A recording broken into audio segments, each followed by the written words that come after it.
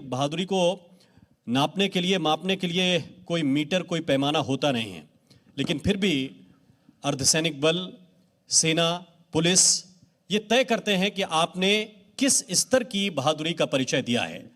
अब्दुल राशिद जी को कीर्ति चक्र से सम्मानित किया गया है। सर्वोच्च वीरता पुरस्कारों में से एक कीर्ति चक्र से सम्मानित अब्दुल राशिद जी की शहादत की कहानी, उनकी अतुल्य वीरता की दास्तान, फिर परिवार को सम्मान। 74वें स्वतंत्रता दिवस पर शहीद हेड कांस्टेबल अब्दुल रशीद को मरणोपरांत कीर्ति चक्र से सम्मानित किया गया। पुलवामा आतंकी हमले के बाद सेना और पुलिस ने मिलकर एक बड़े ऑपरेशन को अंजाम दिया। इसी ऑपरेशन का हिस्सा थे जम्मू कश्मीर पुलिस के हेड कांस्टेबल अब्दुल रशीद। दुश्मन के साथ हुई मुठभेड़ में अब्दुल रशीद ने अपना पराक्रम दिखाया।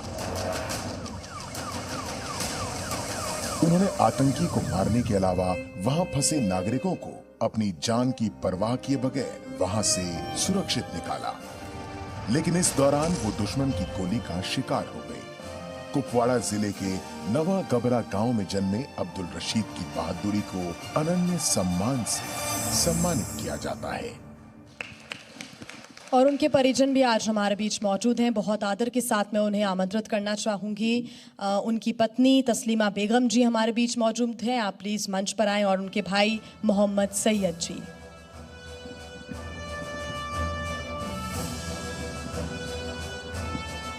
और उनका बेटा भी है। हालांकि एक पत्नी जब पति का सहारा खो देती है, उससे बड़ा दुख शायद नहीं होता। और आज बहुत ही गौरवान्वित हम महसूस कर रहे हैं कि आज उनकी पूरी फैमिली हमारे बीच मौजूद है। अनन्य सम्मान 2020 उनको आज हम दे रहे हैं और पूरे परिवार को हम नमन करते हैं।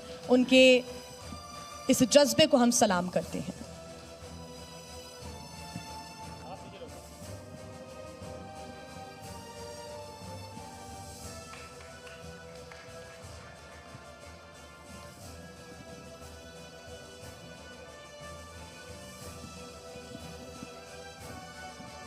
इस बेटी का नाम महरोज़ा है, 2 साल की है और इसके पिता को कीर्ति चक्र से सम्मानित किया गया है हिंदुस्तान की सरकार ने।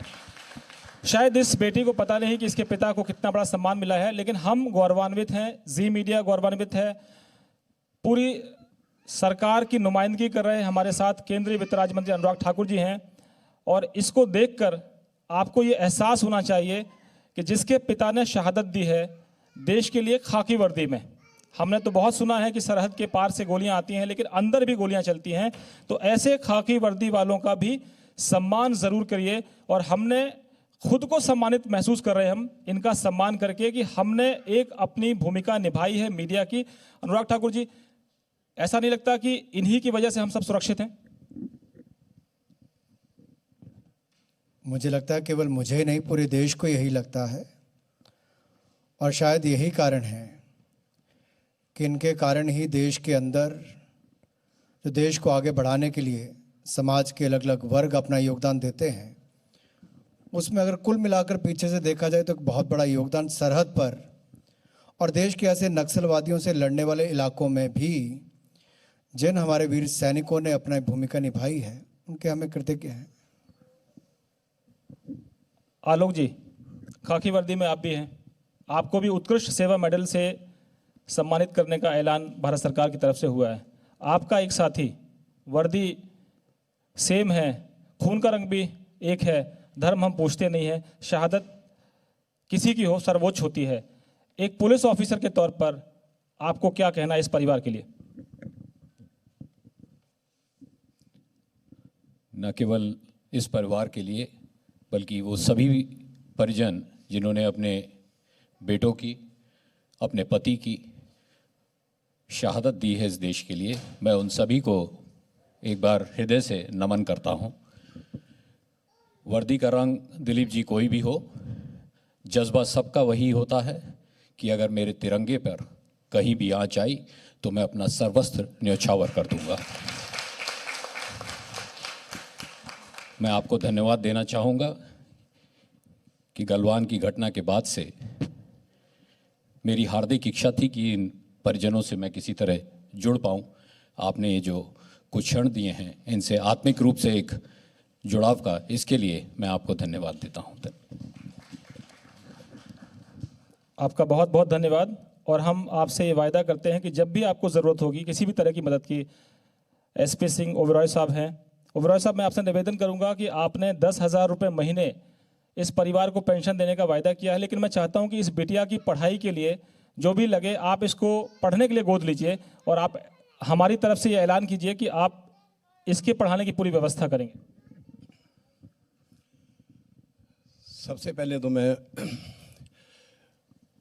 हमारे देश के शहीद, उनके परिवारों को नमस्कार करता हूं।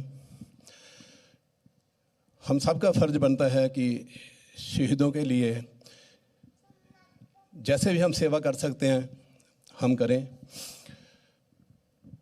सरबत का भला चैरिटेबल ट्रस्ट की एक हमने ये पास किया था कि जितने भी शहीद हमारे, जैसे पंजाब में CRPF के जो 4 जवान थे, उसके बाद ITBP का जवान थे जो संगरूर के ही थे, एक गांव के, कारगिल में शहीद हुए थे वो भी मानसा के, जैसे मान साहब ने बताया। तो ये महसूस किया गया कि जैसे मान साहब बोल के गए अभी कि ज़रूरत पड़ती है एक टाइम आने पे।